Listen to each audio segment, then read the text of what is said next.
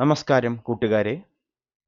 10ാം ക്ലാസ്സിലെ മാത്സിൻ്റെ 3ാം ചാപ്റ്ററായ സമാന്തര ശ്രേണിയും ബീജഗണിതവും അതിൻ്റെ 1ാം അധ്യായമാണ് ഇത്. ഇന്നത്തെ വീഡിയോയിൽ നമ്മൾ സംഖ്യാശ്രേണി, സമാന്തര ശ്രേണി ഇവ എന്താണെന്നും കുറച്ച് ഉദാഹരണങ്ങളും ആദ്യം പറയുന്നു. അതിനുശേഷം സമാന്തര ശ്രേണിയെ എങ്ങനെ ബീജഗണിതം ഉപയോഗിച്ച് നമുക്ക് എഴുതാം, അതാണ് ഇന്ന് നമ്മൾ ഡിസ്കസ് ചെയ്യുന്നത്. അപ്പോൾ ആദ്യം നമുക്ക് വീഡിയോയിലേക്ക് കടക്കാം. അപ്പോൾ കൂട്ടുകാരെ, നിങ്ങൾ പഠിച്ച കാര്യമാണ് എന്താണ് ഒരു സംഖ്യാശ്രേണി എന്ന് പറഞ്ഞാൽ. ഒരു നിശ്ചിത നിയമപ്രകാരം ക്രമീകരിച്ചിരിക്കുന്ന സംഖ്യകളുടെ കൂട്ടത്തെയാണല്ലോ നമ്മൾ സംഖ്യാശ്രേണി എന്ന് വിളിക്കുന്നത്. ഈ സംഖ്യാശ്രേണിയിലുള്ള ഓരോ സംഖ്യയെയും നമ്മൾ എന്താണ് പറയുന്നത്? പദം എന്നാണ് പറയുന്നത്. ഒരു സംഖ്യാശ്രേണിയെ പൊതുവായി നമ്മൾ എങ്ങനെ സൂചിപ്പിക്കും? A1, A2, A3 etcetera AN etcetera എന്നിങ്ങനെ നമുക്ക് ഒരു ശ്രേണിയെ പൊതുവായി സൂചിപ്പിക്കാം. ഇനി ഇതിൽ 1ാം പദമാണ് A1 എന്ന ചരം കൊണ്ട് നമ്മൾ കാണിക്കുന്നത്. 2ാം പദം A2, 3ാം പദം A3, 4ാം പദം AN, n-ാം പദം AN, അങ്ങനെ പോകുന്നു. ഓക്കെ, അപ്പോൾ ഒരു ചരത്തിന് തന്നെ നമ്മൾ ഇവിടെ എന്തെഴുതാണ്? സബ്സ്ക്രിപ്റ്റ് എന്നാണ് ഇതിനെ പറയുന്നത്. സബ്സ്ക്രിപ്റ്റ് എഴുതി കഴിഞ്ഞാൽ നമുക്ക് ഇത് മനസ്സിലാക്കാൻ എളുപ്പമാണ്. ഇപ്പോൾ A കഴിഞ്ഞിട്ട് Aയുടെ താഴെ ഒരു 10 എന്ന് എഴുതി കഴിഞ്ഞാൽ A10. അപ്പോൾ നമുക്ക് എന്താണ് അത്? 10ാമത്തെ പദമാണ് എന്ന് മനസ്സിലാക്കാം. അപ്പോൾ ഒരു നിശ്ചിത നിയമപ്രകാരം ക്രമീകരിച്ചിരിക്കുന്ന സംഖ്യകളുടെ കൂട്ടത്തെയാണല്ലോ നമ്മൾ സംഖ്യാശ്രേണി എന്ന് പറയുന്നത്. അതിൻ്റെ ഓരോ സംഖ്യയെയും നമ്മൾ പദം എന്ന് പറയുന്നു. അതിനെ പൊതുവായി A1, A2, A3 etcetera AN എന്ന രീതിയിൽ സൂചിപ്പിക്കാം. ഇത് നേരത്തെ മനസ്സിലാക്കിയ കാര്യമാണ്, നമ്മളത് റീക്യാപ്പ് ചെയ്യുന്നതാണ്. ഇനി കുറച്ച് ഉദാഹരണങ്ങൾ നോക്കാം. സംഖ്യാശ്രേണിക്കുള്ള ഉദാഹരണങ്ങൾ നോക്കിയാലോ? ഇരട്ട സംഖ്യാശ്രേണി നിങ്ങൾക്കെല്ലാവർക്കും അറിയുന്നതൊന്നാണ്. ഇരട്ട സംഖ്യാശ്രേണി എന്ന് പറയുമ്പോൾ എന്താണ്? 2, 4, 6, 8, 10 അങ്ങനെ തുടർന്നു പോകും. ഒറ്റ സംഖ്യാശ്രേണിയിൽ 1, 3, 5, 7, 9 അങ്ങനെ തുടർന്നുകൊണ്ടേയിരിക്കും. ഇനി അടുത്ത ഉദാഹരണം നോക്കൂ. പൂർണ്ണവർഗങ്ങളുടെ ശ്രേണി. അതെന്താണ് പൂർണ്ണവർഗങ്ങളുടെ ശ്രേണി? അതായത് ഏത് സംഖ്യയുടെ വർഗ്ഗമൂലമാണോ നമുക്ക് എണ്ണൽ സംഖ്യയായി കിട്ടുന്നത്, ആ സംഖ്യകളാണ് പൂർണ്ണവർഗങ്ങൾ. അപ്പോൾ അതിൻ്റെ ശ്രേണി എന്ന് പറയുമ്പോൾ 1. 1ൻ്റെ വർഗ്ഗമൂലം 1 ആണ്. 4. 4ൻ്റെ വർഗ്ഗമൂലം 2. അതുകൊണ്ട് 4 പൂർണ്ണവർഗമാണ്. പിന്നെ 9. 9ൻ്റെ സ്ക്വയർ റൂട്ട് അല്ലെങ്കിൽ വർഗ്ഗമൂലം 3. 16ൻ്റെത് 4. അപ്പോൾ ഏത് സംഖ്യയുടെ വർഗ്ഗമൂലമാണോ എണ്ണൽ സംഖ്യയായി കിട്ടുന്നത്, ആ സംഖ്യ പൂർണ്ണവർഗമായിരിക്കും. അതിൻ്റെ ശ്രേണിയാണ് ഇവിടെ എഴുതിയിരിക്കുന്നത്. 1, 4, 9, 16, 5ൻ്റെ സ്ക്വയർ 25, 6ൻ്റെത് 36, 7ൻ്റെത് 49 അങ്ങനെ തുടർന്നു പോകുന്നു. ഇനി ആദ്യത്തെ 10 അഭാജ്യസംഖ്യകളുടെ ശ്രേണി എന്ന് പറഞ്ഞാൽ എന്തായിരിക്കും? അഭാജ്യസംഖ്യകൾ എന്ന് പറയുന്ന സമയത്ത് ഒരു സംഖ്യയ്ക്ക് 2 ഘടകങ്ങളെ ഉണ്ടാവാൻ പാടുള്ളൂ. ഓക്കെ, ആ സംഖ്യയും പിന്നെ 1. അപ്പോൾ ഏറ്റവും ചെറിയ അഭാജ്യസംഖ്യ ഏതാണ്? 2 ആണ്. അപ്പോൾ 2, 3, 5, 7, 11, 13, 17, 19, 23, 29. അപ്പോൾ ആദ്യത്തെ 10 അഭാജ്യസംഖ്യകളായി. ഓക്കെ, ഇനി ഈ സംഖ്യാശ്രേണികളിൽ ആദ്യത്തെ 3 സംഖ്യാശ്രേണികളും 4ാമത്തേതും തമ്മിൽ എന്താണ് വ്യത്യാസം? അതാണ് ഇവിടെ പറയുന്നത്. അതായത് സംഖ്യാശ്രേണിയെ നമുക്ക് അതിലുള്ള സംഖ്യകളുടെ എണ്ണത്തിനനുസരിച്ച് അതിനെ 2ആയി തിരിക്കാം. പരിമിത ശ്രേണി എന്നും അനന്ത ശ്രേണി എന്നും. പരിമിത ശ്രേണിയിൽ എന്തായിരിക്കും? ഈ പരിമിത ശ്രേണിയിൽ സംഖ്യകളുടെ എണ്ണം പരിമിതമായിരിക്കും. അതായത് നമ്മുടെ നാലാമത്തെ ഉദാഹരണത്തിൽ ആ ശ്രേണിയിൽ ആകെ 10 സംഖ്യകളേ ഉള്ളൂ. അനന്തശ്രേണി എന്ന് പറയുന്ന സമയത്ത് അതിൽ എന്തായിരിക്കും? സംഖ്യകൾ എണ്ണി തിട്ടപ്പെടുത്താൻ പറ്റില്ല. അപ്പോൾ സംഖ്യാശ്രേണിയെ രണ്ടായി തരംതിരിക്കാം, പരിമിത ശ്രേണി എന്നും അനന്തശ്രേണി എന്നും. അതായത് എത്ര സംഖ്യകൾ ഉണ്ട് എന്നതിനനുസരിച്ച് സംഖ്യാശ്രേണിയെ രണ്ടായി തിരിച്ചു. ഓക്കെ, ഇനി നമുക്ക് എന്താണ് സമാന്തര ശ്രേണി എന്ന് നോക്കാം. ഇതാണല്ലോ നിങ്ങൾ 10ാം ക്ലാസ്സിൽ 1ാം അധ്യായത്തിൽ പഠിച്ചത്. അത് ഒന്നുകൂടി ഞാൻ റീക്യാപ്പ് ചെയ്യാം. അപ്പോൾ സമാന്തര ശ്രേണി ഒരു പ്രത്യേക തരം സംഖ്യാശ്രേണിയാണ്. എന്താണ് അതിൻ്റെ പ്രത്യേകത? ഒരു പദത്തോട് നിശ്ചിത സംഖ്യ കൂട്ടുകയോ കുറയ്ക്കുകയോ ചെയ്യുമ്പോൾ തൊട്ടടുത്ത പദം ലഭിക്കുന്ന തരം ശ്രേണികളാണ് സമാന്തര ശ്രേണികൾ. ഈ നിശ്ചിത സംഖ്യയെ നമ്മൾ പൊതുവ്യത്യാസം എന്ന് വിളിക്കുന്നു. ഇപ്പൊ നമുക്കൊരു ശ്രേണിയുണ്ട്. അതിലെ ഒന്നാമത്തെ പദത്തിനോട് കൂടി എന്താണ് ഒരു നിശ്ചിത സംഖ്യ കൂട്ടുന്നു. അപ്പോൾ രണ്ടാമത്തെ പദം കിട്ടും. ഇനി രണ്ടാമത്തെ പദത്തിനോട് അതേ സംഖ്യ തന്നെ കൂട്ടിയാലാണ് മൂന്നാമത്തെ പദം കിട്ടേണ്ടത്. പിന്നെ അതേ സംഖ്യ തന്നെ കൂട്ടിയാൽ നാലാം പദം. ഇനി അടുത്തതിനോട് കൂടി അതേ സംഖ്യ കൂട്ടുക. ഓക്കെ, അപ്പോൾ അങ്ങനെ ഒരേ നിശ്ചിത സംഖ്യ തന്നെ കൂട്ടുക അല്ലെങ്കിൽ കുറയ്ക്കുക. അപ്പോൾ നമുക്ക് എന്ത് കിട്ടും? ഒരു ശ്രേണി കിട്ടും.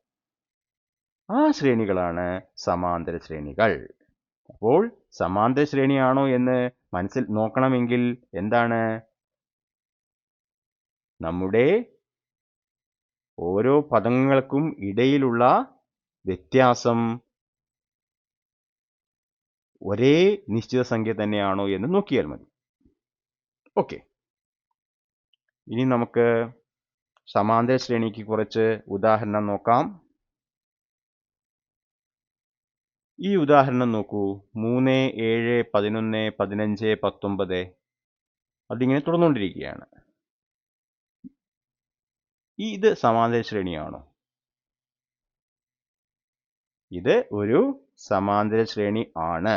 കാരണം ഒന്നാം പദവും രണ്ടാം പദവും തമ്മിലുള്ള വ്യത്യാസം എത്രയാണ്? 4. അതേ വ്യത്യാസം തന്നെയാണ് 2ഉം 3ഉം തമ്മിൽ. 11നോട് 4 കൂട്ടിയാൽ 15, 15നോട് 4 കൂട്ടിയാൽ 19. അപ്പോൾ ഇവിടെ പൊതുവ്യത്യാസം 4 അതുകൊണ്ട് ഇത് സമാന്തര ശ്രേണിയാണ്. ഇനി അടുത്ത ഉദാഹരണം നോക്കൂ. 1, 4, 9, 16, 25, 36 അതിങ്ങനെ തുടർന്നുകൊണ്ടിരിക്കുകയാണ്. ഈ ഒരു സംഖ്യാശ്രേണി സമാന്തര ശ്രേണിയാണോ? ഇവിടെ 1ഉം 4ഉം, അവിടെ 1നോട് 3 കൂട്ടിയാൽ 4 കിട്ടും. 4നോട് 5 കൂട്ടിയാലാണ് 9 കിട്ടുക. അപ്പോൾ പൊതുവ്യത്യാസം കിട്ടുന്നില്ല. വേറെ ഏതെങ്കിലും രീതിയിൽ ചിന്തിക്കാൻ പറ്റുമോ? ഇല്ല. ഇതെന്താന്ന് വെച്ച് കഴിഞ്ഞാൽ ഈ ശ്രേണി നമ്മുടെ പൂർണ്ണവർഗങ്ങളുടെ ശ്രേണിയാണ്. പൂർണ്ണവർഗങ്ങളുടെ ശ്രേണിയിലെ അടുത്തടുത്ത സംഖ്യകൾ തമ്മിലുള്ള പൊതുവ്യത്യാസം തുല്യമാവണമെന്നില്ല. വ്യത്യാസം തുല്യമാവണമെന്നില്ല. അതുകൊണ്ട് പൊതുവ്യത്യാസം എന്തായിരിക്കും? ഉണ്ടാവില്ല. തൊട്ടടുത്ത പദങ്ങൾ തമ്മിലുള്ള വ്യത്യാസം തുല്യമല്ല. അതുകൊണ്ട് ഇത് സമാന്തര ശ്രേണിയല്ല. ഇനി നമുക്ക് അടുത്ത ചോദ്യം നോക്കൂ. പൂർണ്ണവർഗങ്ങളുടെ പദങ്ങൾ ഉള്ള ശ്രേണി സമാന്തരമല്ല എന്ന് നമ്മൾ മനസ്സിലാക്കി. എന്നാൽ പൂർണ്ണവർഗങ്ങളുടെ പദങ്ങൾ തമ്മിലുള്ള വ്യത്യാസം വരുന്ന ശ്രേണി ചെക്ക് ചെയ്ത് നോക്കിയാലോ? അപ്പോൾ ആദ്യം നമ്മൾ പൂർണ്ണവർഗങ്ങളുടെ ശ്രേണി ഇവിടെ എഴുതുന്നു. ഇനി പൂർണ്ണവർഗങ്ങളുടെ പദങ്ങൾ തമ്മിലുള്ള വ്യത്യാസം ആ ശ്രേണി എഴുതി നോക്കൂ. ആ ശ്രേണി എഴുതാൻ ആദ്യത്തെ പദം എന്തായിരിക്കും? ആദ്യത്തെ പദം 4 - 1 3. രണ്ടാമത്തെ പദം 9 - 4 5. പിന്നത്തെ പദം ഏതായിരിക്കും? 16 - 9 അതെത്രയാണ്? 7.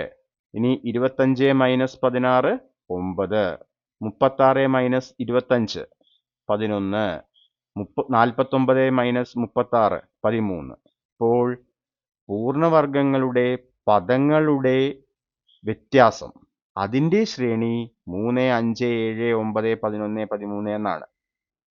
ഇതൊന്ന് ചെക്ക് ചെയ്ത് നോക്കൂ.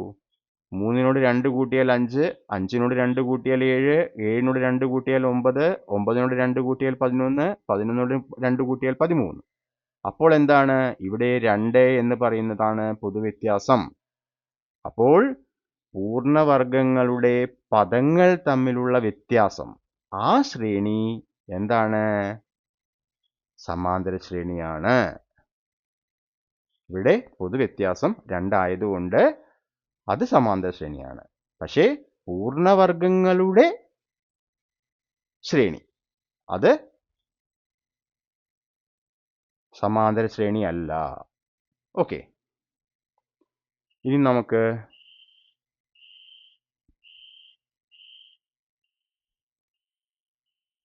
സംഖ്യാശ്രേണിയുടെ ബീജഗണിത രൂപം എന്താണെന്ന് നോക്കാം. ഓക്കെ, സംഖ്യാശ്രേണിയാണ്, സമാന്തര ശ്രേണിയല്ല. ഓക്കെ, അപ്പോൾ സംഖ്യാശ്രേണിയുടെ ഭാഗമാണ് സമാന്തര ശ്രേണി. പക്ഷേ നമുക്ക് ആദ്യം സംഖ്യാശ്രേണിയുടെ ബീജഗണിത രൂപം നോക്കാം. എന്താണ് അത്? അതൊന്ന് നോക്കൂ. ഇവിടെ ആദ്യം നമുക്ക് ഒരു ശ്രേണി തന്നിട്ടുണ്ട്. ഒന്നാം പദം T1, രണ്ടാം പദം T2, മൂന്നാം പദം T3 എക്സെട്ര എന്നാം പദം Tn ആയ ഒരു ശ്രേണി. ആ ശ്രേണിയുടെ നിയമത്തെ ഒരു സമവാക്യ രൂപത്തിൽ എഴുതിയാൽ അതിനെ നമ്മൾ ബീജഗണിത രൂപം അല്ലെങ്കിൽ പൊതുരൂപം എന്ന് പറയും. ഓക്കെ, അപ്പോൾ സംഖ്യാശ്രേണിയുടെ പദങ്ങളാണ് ഇത്. നമുക്ക് പദത്തിന് ഇംഗ്ലീഷിൽ ടേം എന്നാണല്ലോ പറയുന്നത്. അപ്പോൾ ടേം 1, അതുകൊണ്ടാണ് T1, term 2 T2, T3, nth term Tn. അത് ഉപയോഗിക്കാൻ കാരണം അതാണ്. അപ്പോൾ ആ ശ്രേണിക്ക് ഒരു നിയമം ഉണ്ടാവും. ആ നിയമത്തെ നമ്മൾ എന്ത് ചെയ്യാണ്? സമവാക്യ രൂപത്തിൽ എഴുതുകയാണ്. അതിനെയാണ് നമ്മൾ എന്ത് പറയുന്നത്? ആ സംഖ്യാശ്രേണിയുടെ ബീജഗണിത രൂപം അല്ലെങ്കിൽ അതിൻ്റെ പൊതുരൂപം എന്നും പറയും. ക്ലിയർ ആണല്ലോ? ഇനി നമുക്ക് കുറച്ച് ഉദാഹരണങ്ങൾ നോക്കാം. സംഖ്യാശ്രേണിയുടെ ബീജഗണിത രൂപം എഴുതുന്നത് എങ്ങനെയെന്ന് നോക്കാം. ആദ്യത്തെ ഉദാഹരണം വളരെ എളുപ്പമാണ്. ഇതാണ് നമ്മുടെ സംഖ്യാശ്രേണി. 2, 4, 6, 8, 10, 12 ഇങ്ങനെ പോകുന്നു. ഇതെന്ന് പറഞ്ഞു കഴിഞ്ഞാൽ ഇരട്ട സംഖ്യകളുടെ ശ്രേണിയാണ്, നിങ്ങൾക്കറിയാം. പിന്നെ ഇവിടെ എന്താണ്? ഓരോ പദങ്ങളും തമ്മിൽ 2 ആണ് വ്യത്യാസം. ആദ്യ പദത്തിനോട് 2 കൂട്ടിയാൽ രണ്ടാമത്തെ പദം, രണ്ടാമത്തെ പദത്തിനോട് 2 കൂട്ടിയാൽ മൂന്നാമത്തെ പദം, ഇങ്ങനെയാണ്. അപ്പോൾ നമുക്ക് ഇതിൻ്റെ ബീജഗണിത രൂപം എഴുതി നോക്കാം. അപ്പോൾ ആദ്യം ഇവിടെ ഞാൻ ടേംസ് നമ്മൾ എഴുതുകയാണ്. പദങ്ങൾ T1 2, T2 4, T3 6, T4 8, T5 10, T6 12, അങ്ങനെ Tn എന്താണെന്നാണ് കണ്ടുപിടിക്കേണ്ടത്. ഓക്കെ, എന്താണത്? ഇവിടെ ഈ പദങ്ങളുടെ സ്ഥാനമുണ്ടല്ലോ, അതും പിന്നെ ഈ പദവും തമ്മിൽ എന്താണ് ബന്ധം നോക്കൂ. 1 2, 2 4, 3 6, 4 8, 5 10. അപ്പോൾ എന്തായിരിക്കും? അതെ, കുറച്ച് കൂട്ടുകാർക്ക് കിട്ടിക്കാണും. അപ്പോൾ ഇവിടെ നമ്മൾ 1ഉം 2ഉം തമ്മിലുള്ള ബന്ധം, 2ഉം 4ഉം തമ്മിലുള്ള ബന്ധം, 3ഉം 6ഉം തമ്മിലുള്ള ബന്ധം, ഈ ബന്ധത്തെ നമുക്ക് 2 ഇൻറ്റു ഇതെഴുതാം.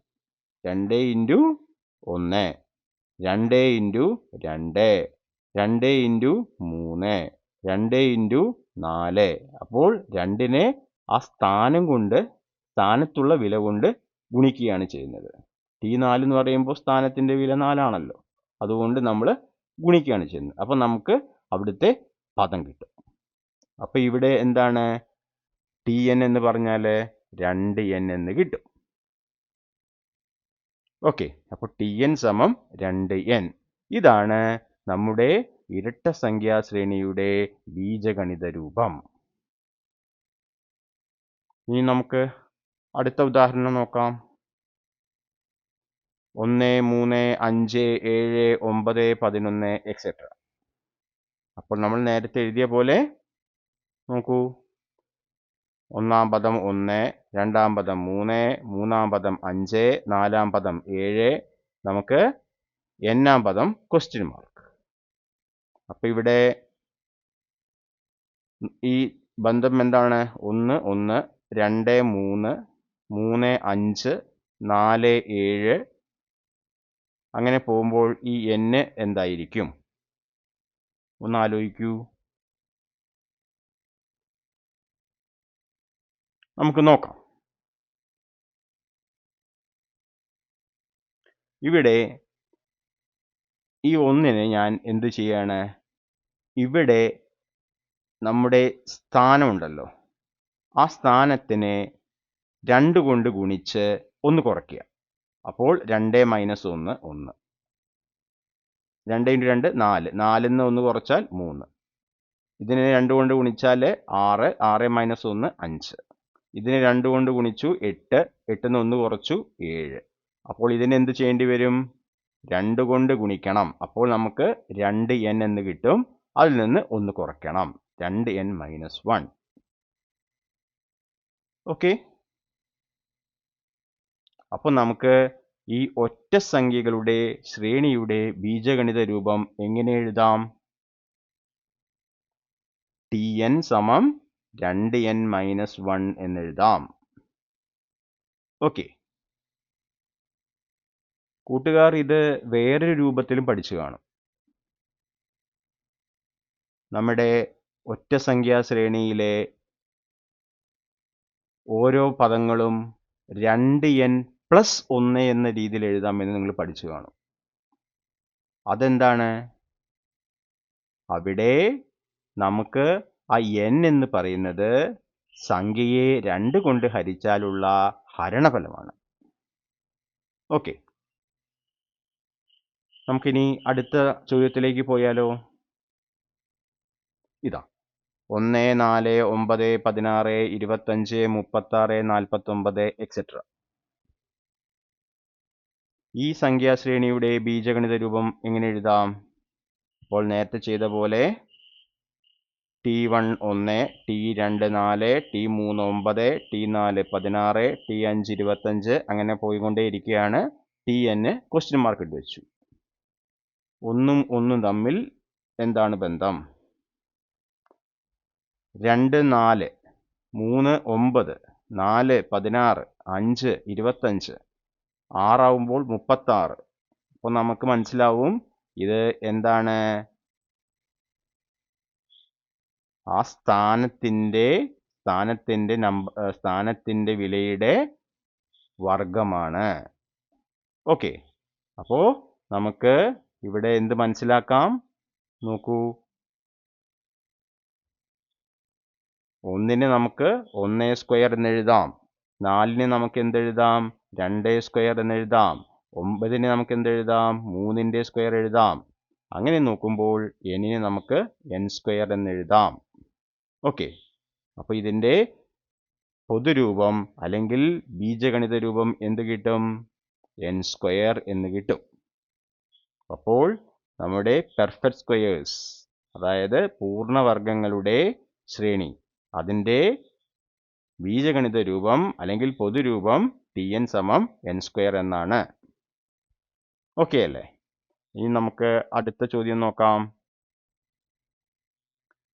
ഇത് നോക്കൂ. 2 3 5 7 11 13 17 19 23 അങ്ങനെ പോയിക്കൊണ്ടിരിക്കുകയാണ്. ഇതെന്താണ്? നമ്മൾ നേരത്തെ കണ്ടതാണിത്. ഇത് അഭാജ്യ സംഖ്യകളാണ്. ഈ അഭാജ്യ സംഖ്യകൾക്ക് ഒരു പൊതുവായ നിയമമുണ്ട്. പക്ഷെ അതിനെ നമുക്ക് ബീജഗണിത രൂപത്തിൽ എഴുതാൻ കഴിയില്ല. അഭാജ്യ സംഖ്യകൾക്ക് പൊതുവായ ഒരു ബീജഗണിത രൂപം ഇല്ല. നമുക്കത് പറയാൻ മാത്രമേ പറ്റൂ. അതായത് ഒരു സംഖ്യയ്ക്ക് ആ സംഖ്യയും ഒന്നും മാത്രം, 1 ആ സംഖ്യ, ഈ രണ്ടും മാത്രം ഘടകങ്ങളായി വരുന്ന സംഖ്യയാണ് അഭാജ്യ സംഖ്യ. അങ്ങനെ പറയാൻ മാത്രമേ നമുക്ക് പറ്റൂ. അതിനെ ഒരു പൊതുവായ ബീജഗണിത രൂപം വെച്ച് എഴുതാൻ പറ്റില്ല. അപ്പോൾ ഈ 4 ഉദാഹരണങ്ങളിൽ നിന്നും നമുക്ക് മനസ്സിലായ കാര്യം എന്താണ്? ഇതാ നോട്ട്. എല്ലാ സംഖ്യാശ്രേണിക്കും ബീജഗണിത രൂപം ഉണ്ടാകണമെന്നില്ല. ഓക്കെ. അപ്പോൾ നമ്മളിവിടെ 4 ഉദാഹരണങ്ങളിൽ 3 എണ്ണത്തിന് സംഖ്യാശ്രേണി ഉണ്ട്, ബീജഗണിത രൂപമുണ്ട്. 4-മത്തതിന് ബീജഗണിത രൂപം ഇല്ല. അപ്പോൾ ബീജഗണിത രൂപമുള്ള സംഖ്യാശ്രേണികളും ഇല്ലാത്ത സംഖ്യാശ്രേണികളും ഉണ്ട്. ഇനി ഈ അധ്യായത്തിൽ നമ്മൾ കോൺസെൻട്രേറ്റ് ചെയ്യുന്നത് എന്തിലാണ്? സമാന്തര ശ്രേണിയും ബീജഗണിത രൂപം എന്നാണ്. അപ്പോൾ ഞാനൊരു ക്വസ്റ്റ്യൻ ചോദിക്കാം. ഇതാ, എല്ലാ സമാന്തര ശ്രേണിക്കും ബീജഗണിത രൂപമുണ്ടോ?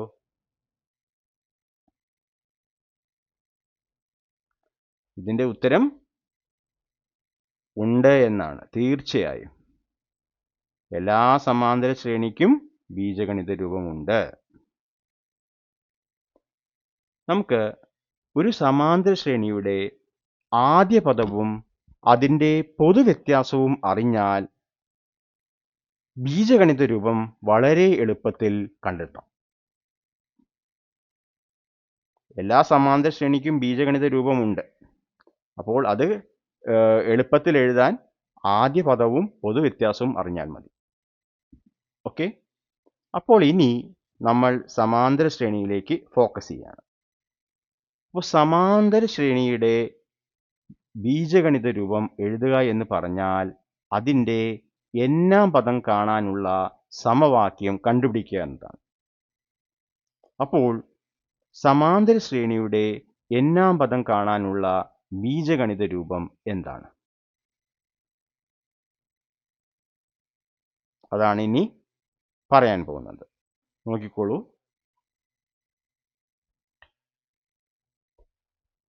സമാന്തര ശ്രേണിയുടെ n-ാം പദം xn സമം dn plus f minus d.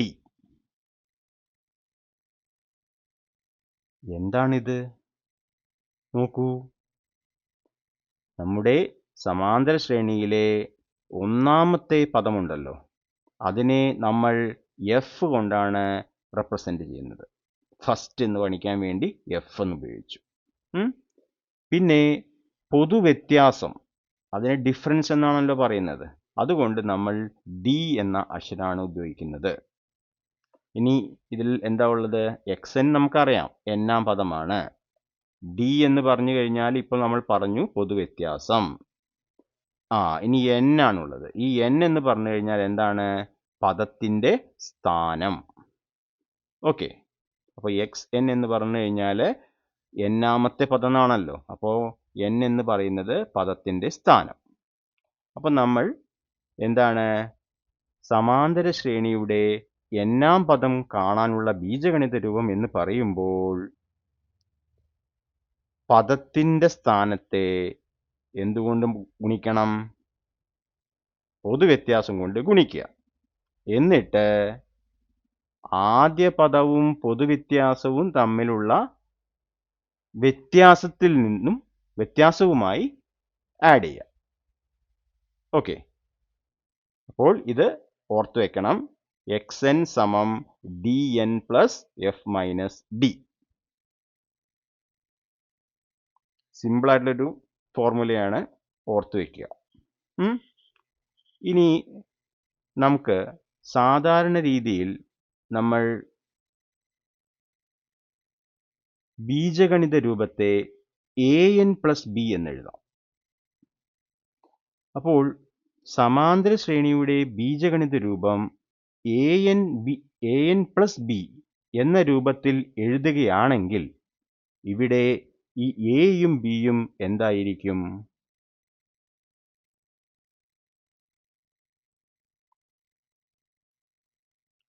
സമാന്തര ശ്രേണിയുടെ ബീജഗണിത രൂപം an പ്ലസ് ബി രൂപത്തിൽ എഴുതുകയാണെങ്കിൽ xn സമം an പ്ലസ് ബി. ഇവിടെ a എന്ന് പറയുന്നത് എന്തായിരിക്കും? ഈ n-ന്റെ കൂടെ ഉള്ളത് d പൊതുവ്യത്യാസം. അപ്പോൾ a പൊതുവ്യത്യാസമാണ്. അതേപോലെ b എന്തായിരിക്കും?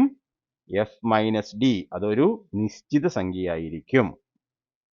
അപ്പോൾ ഏതൊരു സമാന്തര ശ്രേണിയുടെയും ബീജഗണിത രൂപം an പ്ലസ് ബി എന്നെഴുതാം. അതിൽ a എന്ന് പറയുന്നത് പൊതുവ്യത്യാസവും b എന്ന് പറയുന്നത് ഒരു നിശ്ചിത സംഖ്യയുമാണ്.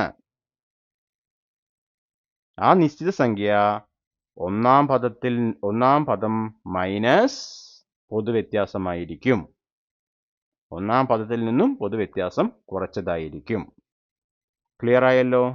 ഇത് ഓർത്തു വെക്കുക. xn സമം dn plus f minus d. ഇനി നമുക്ക് ഇത് വെച്ച് കുറച്ച് കാര്യങ്ങൾ ചെയ്യാം.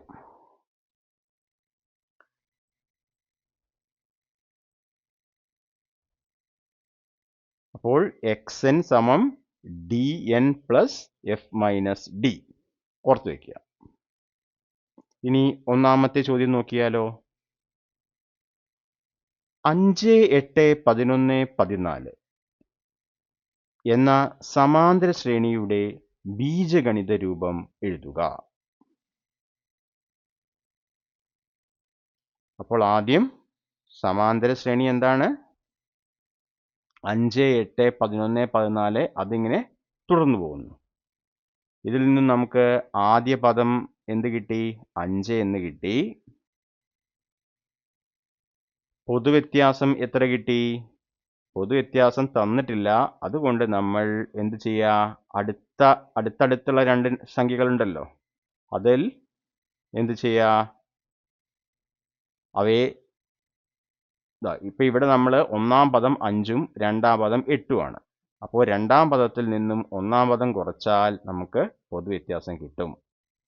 അല്ലെങ്കിൽ ഇപ്പോൾ നമ്മൾ മൂന്നാമത്തെ സ്ഥാനത്തുള്ള സംഖ്യയെ നമ്മൾ എന്ത് ചെയ്യുന്നു? രണ്ടാമത്തിൽ നിന്ന് കുറയ്ക്കും. ഓക്കെ, അപ്പോൾ നമുക്ക് എന്ത് കിട്ടും? പൊതുവ്യത്യാസം കിട്ടും. അപ്പോൾ അടുത്തടുത്ത സംഖ്യകളെയാണ് നമ്മൾ കുറയ്ക്കേണ്ടത്. അപ്പോൾ നമുക്ക് എന്ത് കിട്ടും? പൊതുവ്യത്യാസം കിട്ടും. ഏറ്റവും എളുപ്പം എന്ത് ചെയ്യുക? രണ്ടാമത്തെ പദം മൈനസ് ഒന്നാമത്തെ പദം ചെയ്യുക.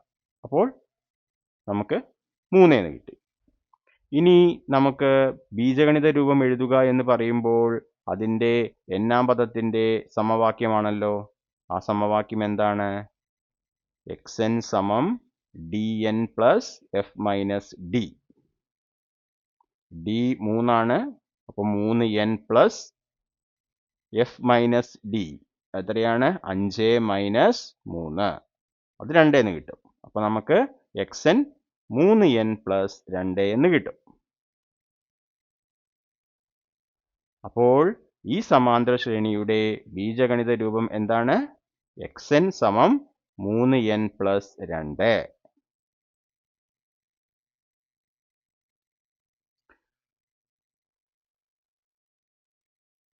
രണ്ടാമത്തെ ചോദ്യത്തിലേക്ക് പോയാലോ. ഇതാ 1/4 തുടങ്ങി 1/2 വീതം കൂട്ടുന്ന സമാന്തര ശ്രേണിയുടെ n-ാം പദം എഴുതുക. അപ്പോൾ ആദ്യ പദം 1/4 ആണ്. അതിൽ തുടങ്ങിയിട്ട് 1/2 വീതം കൂട്ടുന്ന സമാന്തര ശ്രേണി. അപ്പോൾ നമുക്ക് എന്താണ്? ഇത് പൊതുവ്യത്യാസമാണ്. അപ്പോൾ ആദ്യം നമുക്ക് സമാന്തര ശ്രേണി എഴുതി നോക്കിയാലോ.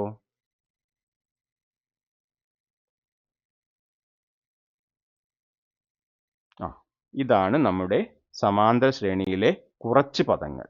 അപ്പോൾ ഒന്നാം പദം 1/4, രണ്ടാം പദം എന്തായിരിക്കും? ഇതിനോട് നമ്മുടെ പൊതുവ്യത്യാസം കൂട്ടുക, 1/2 കൂട്ടി. ഇനി മൂന്നാം പദം എന്ന് പറയുമ്പോൾ എന്ത് വേണം? ഒന്നാമത്തെ പദം പ്ലസ് പൊതുവ്യത്യാസത്തിനെ 2 കൊണ്ട് ഗുണിച്ചത്. അപ്പോൾ 2/2. അടുത്ത പദം എന്തായിരിക്കും?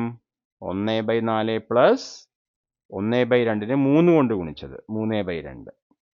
അടുത്തത് 1/4 പ്ലസ് 1/2നെ 4 കൊണ്ട് ഗുണിച്ചത്. അങ്ങനെ തുടരും. അപ്പോൾ ഇവിടെ ആദ്യത്തെ പദം 1/4. ഇനി രണ്ടാമത്തെ പദത്തിൽ ഇവിടെ 1/4 പ്ലസ് 1/2 ആണ്. ഇവിടെ എന്താണ്? 4 2ന്റെ ഗുണിതമാണ്, ഛേദം. 2 ഛേദങ്ങളിൽ 4 2ന്റെ ഗുണിതമായതുകൊണ്ട് 2നെ നമുക്ക് 4 ആക്കി മാറ്റാം. എന്ത് ചെയ്താൽ മതി? 2 കൊണ്ട് ഗുണിച്ചാൽ മതി. അപ്പോൾ ഇതിൻ്റെ അംശത്തെയും ഛേദത്തെയും 2 കൊണ്ട് ഗുണിക്കുക. അപ്പോൾ ഇവിടെ 2 വരും, 2/4 ആയിട്ട് മാറും. അപ്പോൾ ഇത് 1/4 പ്ലസ് 2/4. അപ്പോൾ 1 2 കൂട്ടിയാൽ 3, 3/4. ഇവിടെ അതേപോലെ എന്ത് വരും? 4 ആക്കണമെങ്കിൽ 2 കൊണ്ട് തന്നെയാണ് ഗുണിക്കേണ്ടത്. അപ്പോൾ 2 × 2 എത്രയാണ്? 4. ഇവിടെ 1 ഉണ്ട്, 5, 5/4. ഇവിടെ നമുക്ക് 3 × 2 6, 6 പ്ലസ് 1 7/4.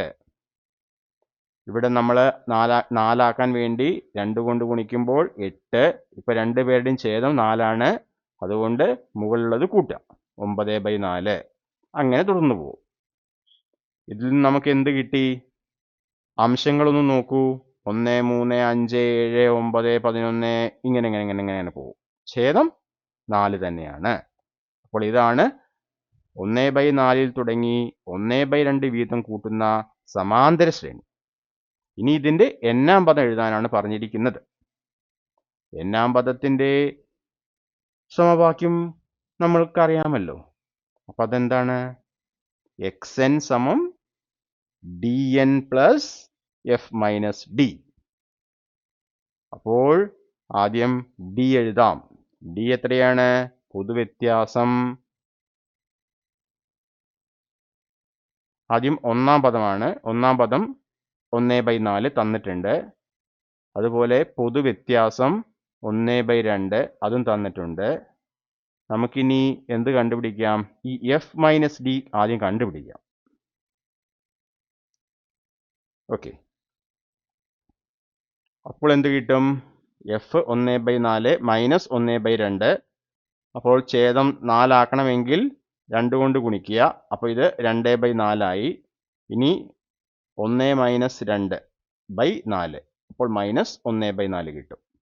അപ്പോൾ നമുക്കിനി xn കണ്ടുപിടിക്കാം. xn അപ്പം എന്തായിരിക്കും?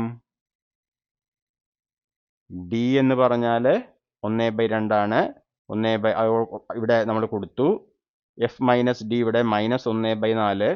അതിവിടെ സബ്സ്റ്റിറ്റ്യൂട്ട് ചെയ്ത് കഴിഞ്ഞാൽ n/2, ഇത് മൈനസ് 1/4. ഇവിടെ നമുക്ക് 2നെ 4 ആക്കാൻ എന്ത് ചെയ്യാം? 2 കൊണ്ട് ഗുണിക്കാം. അപ്പോൾ 2n/4 ആവും. ഛേദം 4 പൊതുവായി.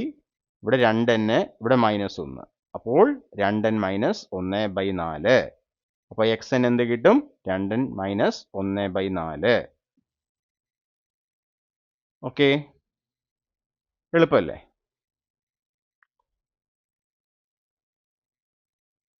ഇനി നമുക്ക് 3-ാമത്തെ ചോദ്യം നോക്കിയാലോ. അത് കുറച്ചുകൂടി രസമുള്ള ചോദ്യമാണ്. നോക്കിയാലോ. 1/2 തുടങ്ങി 1/3 വീതം കൂട്ടുന്ന സമാന്തര ശ്രേണിയുടെ പദങ്ങളൊന്നും എണ്ണൽ സംഖ്യകൾ അല്ല എന്ന് തെളിയിക്കുക. ഇവിടെ എണ്ണൽ എന്നാണ് വേണ്ടത്. എണ്ണൽ സംഖ്യകൾ അല്ല എന്ന് തെളിയിക്കുക. അപ്പോൾ നമുക്ക് ആദ്യം സമാന്തര ശ്രേണി എഴുതാം. 1/2 തുടങ്ങി 1/3 വീതം കൂട്ടുന്നു. അപ്പോൾ ആദ്യത്തെ പദം 1/2, പിന്നെ പൊതുവ്യത്യാസം 1/3. അപ്പോൾ സമാന്തര ശ്രേണി നോക്കൂ.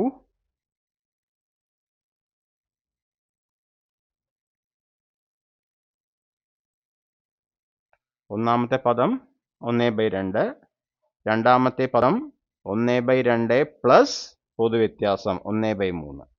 ഇനി മൂന്നാമത്തെ പദം 1/2 പ്ലസ്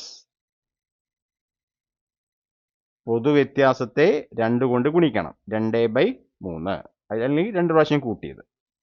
ഇനി നാലാമത്തെ പദം എന്താണ്? 1/2 പ്ലസ് പൊതു വ്യത്യാസം 3 കൊണ്ട് ഗുണിക്കുക, 3/3. അടുത്തതിൽ 1/2 പ്ലസ് 4/3, 4 പ്രാവശ്യം കൂട്ടുകയോ അല്ലെങ്കിൽ 4 കൊണ്ട് ഗുണിക്കുകയോ ചെയ്യാം. അടുത്ത സംഖ്യ എന്തായിരിക്കും? 1/2 പ്ലസ് 5/3. ഇതിങ്ങനെ തുറന്നുകൊണ്ടിരിക്കും. ഇനി ഇവിടെ ആദ്യത്തെ പദം അതുപോലെ തന്നെ എടുത്തെഴുതി 1/2. ഇനി ഇവിടെ നമുക്ക് എന്താണ്? ഇത് 2 ആണ്, ഇത് 3 ആണ്. അപ്പോൾ നമുക്ക് എന്ത് വേണം? ഇവയുടെ ഇവനെ കോമൺ ആക്കണമെങ്കിൽ നമുക്ക് എന്താണ്? ഛേദം 6 വരണം. ഓക്കെ, അപ്പോൾ അതിനു വേണ്ടി എന്ത് ചെയ്യാം? 2നെ 3 കൊണ്ട് ഗുണിച്ചാൽ 6 ആവും, 3നെ 2 കൊണ്ട് ഗുണിച്ചാൽ 6 ആവും. അപ്പോൾ അംശത്തെയും ഗുണിക്കണം. അപ്പോൾ ഇവിടെ 3 പ്ലസ് 2/6. ഇവിടെ എന്ത് വരും? 3 പ്ലസ് ഇതിങ്ങോട്ട് ഗുണിച്ചാൽ 4 ആവും, 3 പ്ലസ് 4/6. ഇവിടെ 3 പ്ലസ് 3 6/6. 3 പ്ലസ് 2 × 4 8/6. ഓക്കെ, അപ്പോൾ ഇത് ഒന്നാമത്തെ പദം 1/2, ഇത് 5/6, 3 4 7/6, 3 6 9/6, 3 8 11, 11/6 ഇങ്ങനെ കിട്ടും. അപ്പോൾ നമ്മുടെ സമാന്തര ശ്രേണി എന്ന് പറഞ്ഞു കഴിഞ്ഞാൽ എന്താണ്? ആദ്യത്തെ പദത്തിനെയും വേണമെങ്കിൽ നമുക്ക് എന്ത് ചെയ്യാം? ഛേദം 6ലേക്ക് ആക്കാം. അപ്പോൾ 3 കൊണ്ട് ഗുണിക്കണം. അപ്പോൾ ഇത് 3/6 ആവും. അപ്പോൾ ഛേദം 6 വരികയും അംശം 3 5 7 9 11 ഇങ്ങനെ പോകുന്ന സംഖ്യാശ്രേണിയാണ് ഈ സമാന്തര ശ്രേണി. ഓക്കെ, ഇനി നമുക്ക് ഈ ശ്രേണിയിൽ എവിടെയും എണ്ണൽ സംഖ്യകൾ ഉണ്ടാവില്ല എന്നാണ് തെളിയിക്കേണ്ടത്. അപ്പോൾ അതിനു വേണ്ടി നമുക്ക് ആദ്യം എന്തെഴുതാം? ഇതിൻ്റെ ബീജഗണിത രൂപം എഴുതാം. n-ാം പദം എഴുതാം. അപ്പോൾ n-ാം പദം കാണാനുള്ള സമവാക്യം എന്താണ്? dn plus f minus d. ഇതിൽ d പൊതുവ്യത്യാസം 1/3. ഒന്നാം പദം 1/2. ഇനി നമുക്ക് f മൈനസ് d കണ്ടുപിടിക്കാം. അപ്പോൾ 1/2 മൈനസ് 1/3. അപ്പോൾ ഇതിനെ ഛേദം 6 ആക്കാൻ വേണ്ടി ഇങ്ങോട്ട് ഈ 1നെ 3 കൊണ്ട് ഗുണിച്ചു, ഇതിനെ 3 കൊണ്ട് ഗുണിച്ചു, ഇതിനെ 2 കൊണ്ട് ഗുണിച്ചു, ഇതിനെ 2 കൊണ്ട് ഗുണിച്ചു. അപ്പോൾ ഇവിടെ 3, ഇവിടെ 2. അപ്പോൾ 3 മൈനസ് 2/6, അത് 1/6. അപ്പം നമുക്കിനി n-ാം പദം പെട്ടെന്ന് കണ്ടുപിടിക്കാം. അത് അതിൽ കൊടുത്താൽ മതി. അപ്പോൾ n-ാം പദം എന്ത് കിട്ടും? 1/3 ഇൻറ്റു n പ്ലസ് 1/6. ഇവിടെ 3 ഉണ്ട്, 6 ഉണ്ട്.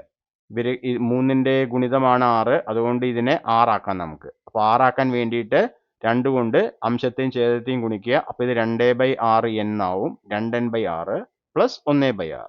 ഇനി നമുക്ക് കൂട്ടാം, 2n പ്ലസ് 1/6. അപ്പോൾ 2n പ്ലസ് 1/6 അതാണ് നമ്മുടെ xn കിട്ടുന്നത്. n-ാം പദം, അതായത്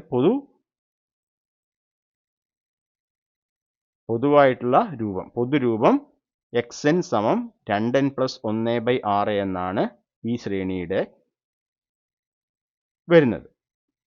ഇനി ഈ ശ്രേണിയിൽ എണ്ണൽ സംഖ്യകൾ ഒന്നും ഇല്ല എന്ന് എങ്ങനെ തെളിയിക്കും?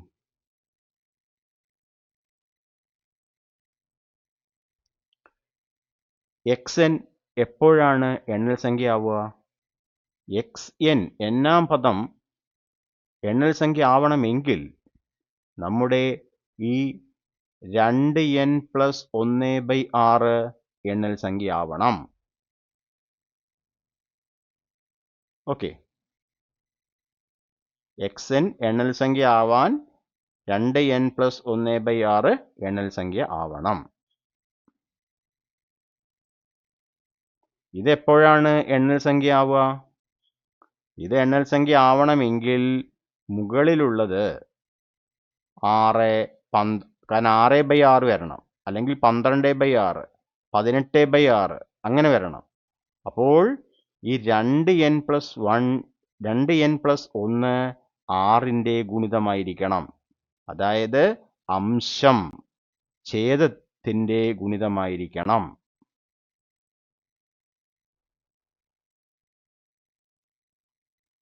അപ്പോൾ 2n+1/6 എണ്ണൽ സംഖ്യ ആവണമെങ്കിൽ അംശമായ 2n+1 ഛേദമായ 6ന്റെ ഗുണിതമായിരിക്കണം. ഇനി n എന്ന് പറയുന്നത് ഒരു എണ്ണൽ സംഖ്യയാണ്. അപ്പോൾ 2n+1 എന്തായിരിക്കും? അത് നിങ്ങൾക്കറിയാം.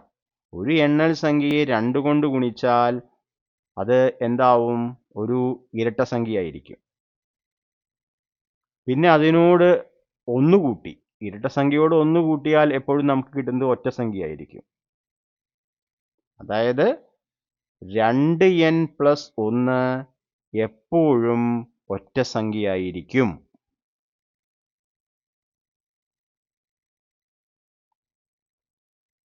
ഏത് എണ്ണൽ സംഖ്യ n-നും 2n+1 ഒറ്റ സംഖ്യയായിരിക്കും. കാരണം എന്താ?